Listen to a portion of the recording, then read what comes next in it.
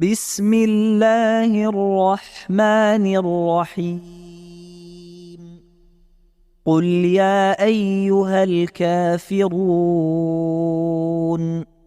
لا أعبد ما تعبدون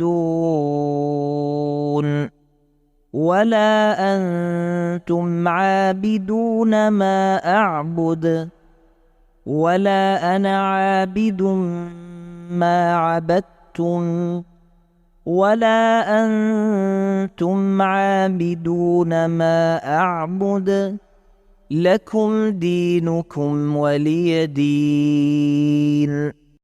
ஏகிறைவனை மறுப்பவர்களே, நீங்கள் வணங்குவதை நான் வணங்க மாட்டேன். நான் வணங்குபவனை நீங்கள் வணங்குவோரில்லை.